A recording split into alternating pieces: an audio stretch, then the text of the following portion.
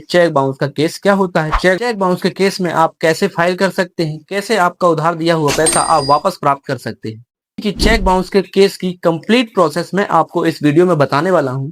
Hello video को स्वागत है मेरे चैनल वकील वाणी पर। आज हम बात करने वाले हैं चेक बाउंस का केस क्या होता है, चेक बाउंस के केस में आप कैसे फाइल कर सकते हैं, कैसे आपका उधार दिया हुआ पैसा आप वापस प्राप्त कर सकते हैं, यानी कि चेक बाउंस के केस की कंप्लीट प्रोसेस मैं आपको इस वीडियो में बताने वाला हूं। तो वीडियो को शुरू करने से पहले यदि आप चैनल पर पहली बार आए हैं तो चैनल को सब्सक्राइब कर लेना और वीडियो को लाइक करना मत भूलना। और यदि चेक बाउंस से रिलेटेड कोई भी आपकी क्वेरी हो तो आप मुझे कमेंट सेक्शन में कमेंट करके पूछ सकते हैं। तो चलिए शुरू करते हैं आज की इस वीडियो को।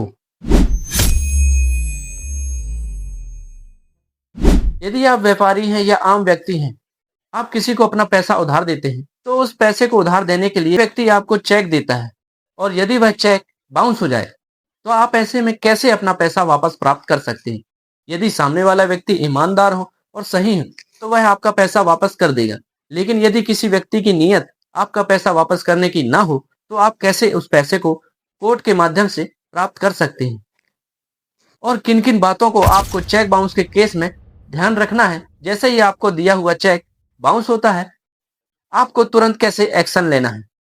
तो सबसे पहले हम बात करते हैं, जैसे आपको चेक मिलता है आप उस चेक को जो है बैंक में प्रोड्यूस करते हैं अपना कैश प्राप्त करने के लिए, लेकिन यदि उसके खाते में जो है पैसा ना हो तो आपका चेक बाउंस हो जाएगा, या उस चेक में कोई गलती हो, ओवर राइटिंग या उसके सिग्नेचर मिसमैच हो, इस कारण भी चेक बाउंस हो सकते हैं। इन सब के बाद यदि वह सामने वाला आपको पैसा ना दे तो आप क्या कर सकते हैं।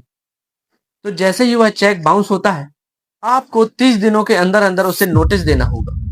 यदि आप 30 दिनों के अंदर नोटिस नहीं देते हैं तो आपका चेक डिसमिस हो जाएगा, उसकी कोई वैल्यू नहीं रह जाएगी। इसलिए आपको चेक बाउंस होते ही जैसे ही आपको सूचना प्राप्त होती है आपको बैंक से रिटर्न मेमो ले लेना है और उस रिटर्न मेमो में जो है बैंक की सील लगवाना है और उसमें साइन जरूर करवा लेना, ताकि आपको आगे चलकर कोई भी समस्या ना हो। रिटर्न मेमो और चेक वापस लेने के बाद आपको 30 दिनों के अंदर नोटिस देना है और उस नोटिस में आपको क्या उल्लेख करना है। उस नोटिस में जो है आपको जितना पैसा उससे लेना है वही अमाउंट चेक में लिखी होगी। यदि उससे ज्यादा अमाउंट लिखी है तो भी उसका उल्लेख कर देना है, लेकिन आपको जो है नोटिस में चेक के अमाउंट का ही डिमांड करना है। यदि आप चेक के अमाउंट से ज्यादा डिमांड करते हैं तो भी आपका नोटिस जो है परफेक्ट नहीं माना जाएगा और आगे चल के आपको दिक्कतों का सामना करना पड़ सकता है। इसलिए नोटिस में वही अमाउंट का उल्लेख करें जो आपको लेना है। नोटिस सर्व होने के बाद यानी कि वह नोटिस जब उसको मिल जाता है तब आपको 15 दिनों का वेट करना है।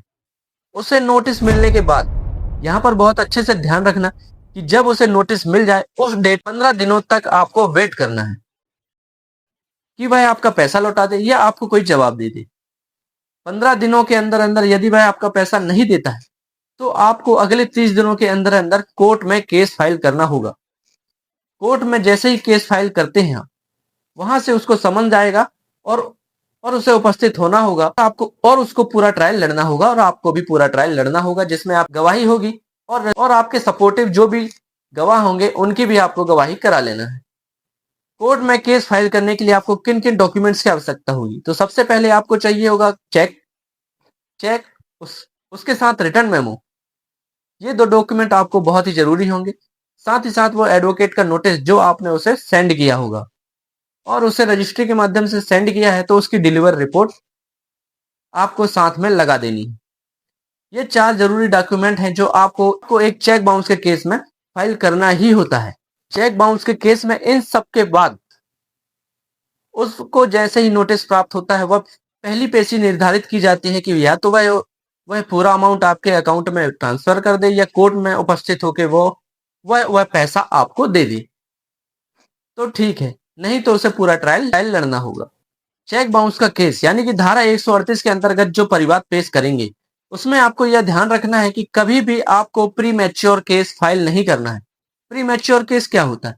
प्री मैच्योर केस ये है कि जैसे आपने एडवोकेट नोटिस दिया और उसे मिलने के 15 दिनों का आपने वेट नहीं किया और केस फाइल कर दिया, यह प्री मैच्योर केस कहलाता है। इस प्री मैच्योर केस को जो है कोर्ट नहीं मानती और आपका केस जो है डिसमिस भी किया जा सकता है।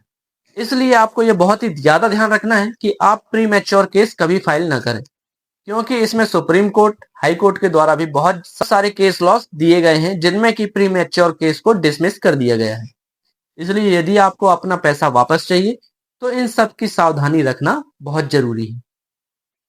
तो ये था चेक बाउंस का केस। ऐसी और भी लीगल अपडेट के लिए और लीगल जानकारी के लिए चैनल को सब्सक्राइब कर लो, और वीडियो पसंद आई तो वीडियो को लाइक करना मत भूलना। साथ ही साथ यदि आपको और कोई भी जानकारी चाहिए हो चेक बाउंस के केस से रिलेटेड, तो आप इस कमेंट सेक्शन में कमेंट करके मुझसे पूछ सकते हैं। तो चलिए अब मिलते हैं अगली वीडियो में।